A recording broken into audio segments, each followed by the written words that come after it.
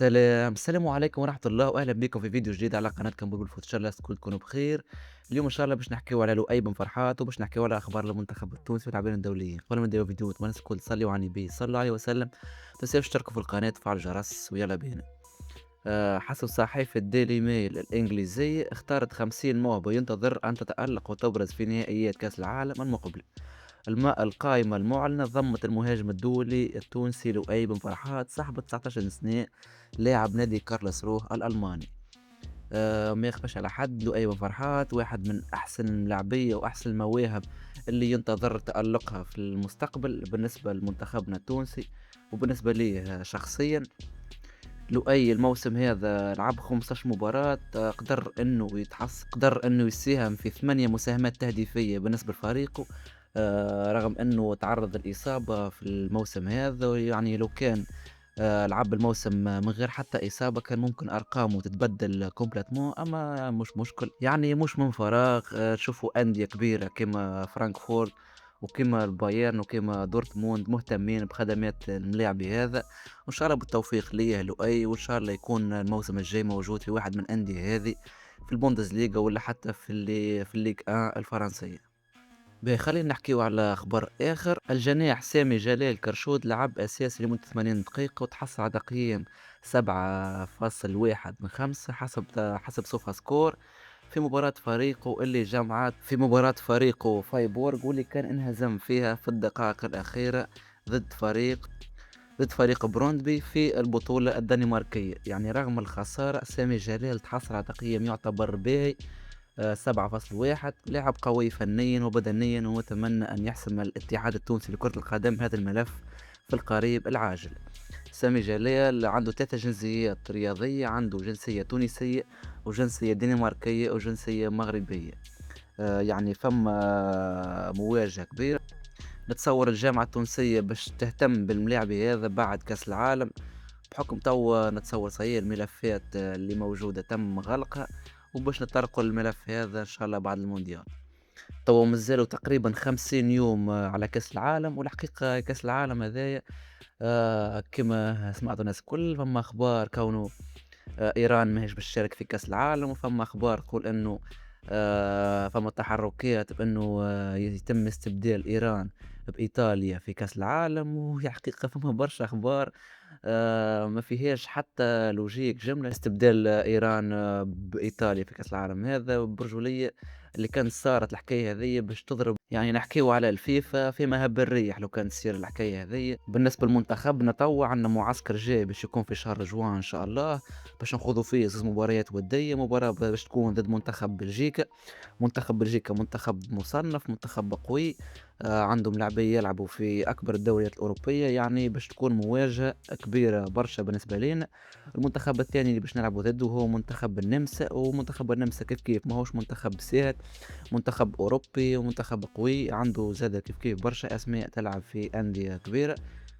المواجهات هذه فما برشا يشوفوها كونه تنجم تأثر علينا لو كان نخسروا مثلا ضد بلجيكا ولا ضد النمسا بسكور ولا حاجة كما هكا، نجم تأثر علينا في كأس العالم وتهتز ثقتنا برواحنا. إنما أنا نشوف إنه المواجهات هذه لابد منها، على خاطر نحب ولا نكرهه باش نلعبوا ضد في كأس العالم ضد منتخبات عندها نفس البروفيل هذا. يعني منتخب بلجيكي ومنتخب هولندي يشبهوا لبعضهم في طريقة اللعب، وزوز منتخبات أوروبية، زوز منتخبات يضغطوا على المنتخبات. يعني باش نقيموا رواحنا بمباراتنا اللي باش تكون ضد منتخب بلجيكا ومنتخب اليابان كيف منتخب ياباني آسيوي، أما ما يشبهش المنتخبات الآسيوية اللي نعرفوها ناس الكل. مش كيما منتخب إيران، مش كيما منتخب السعودية، مش كيما منتخب أنا المنتخبات القوية في آسيا. منتخب قطر زاد يعتبر في آسيا منتخب قوي، أما اليابان تبقى حاجة أخرى جملة واحدة. منتخب صحيح ياباني أما على الطريقة الأوروبية، والحقيقة منتخب قوي برشا. في التوقف الدولي اللي فات كان انتصر على منتخب الإنجليزي اللي هو يعتبر واحد من أكبر المنتخبات في العالم. يعني باش نعرفوا رواحنا على المهمة اللي داخلين عليها. المنتخب الثالث اللي باش نلعبوا ضده هو منتخب السويد، واللي هو كيف ماهوش منتخب ساهل، منتخب قوي أوروبي كيف يعني باش نلعبوا ضد 3 منتخبات قويين برشا. إن شاء الله من هنا كأس العالم لاعبيتنا الدوليين يكونوا في أحسن فورمة ليهم، وعلاش لا نحققوا الانتصار أو تعادل. الفايدة إنه أول مباراة بالنسبة لينا هي باش تحدد مصيرنا في كأس العالم كومبليتمون. الماتش الأول باش يكون ضد منتخب السويد، والماتش هذا باش يكون مفصلي بالنسبة لينا.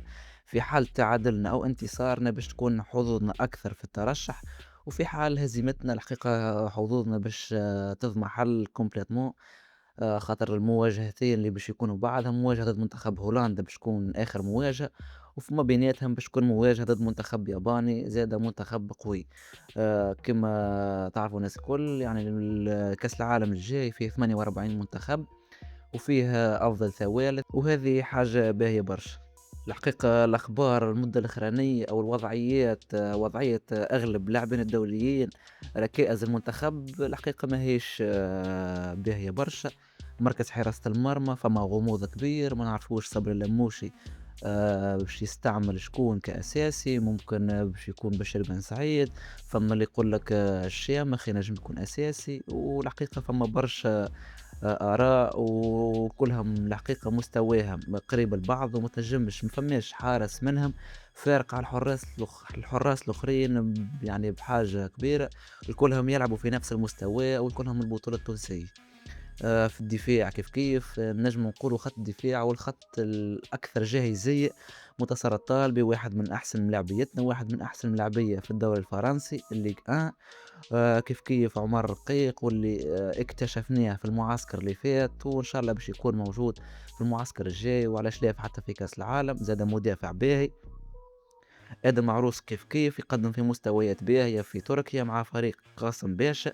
وفما أخبار كونه فما أندية إيطالية مهتمة بخدماته كما جنوة. بالنسبة لخط الوسط واللي هو فيه المشكل الكبير، نحكيو على ملعبيتنا في خط الوسط يعيشوا في فترة مش ولا بد. كما الياس السخيري واللي فقد مكانه الأساسي مع فريق فرانكفورت، واللي نتصور أو حسب الأخبار يعني الموسم الجاي باش يكون موجود في فريق آخر، وباش تنتهي الرحلة مع فريق فرانكفورت أكيد باش يكون 90% باش يكون موجود في واحد من الأندية الألمانية.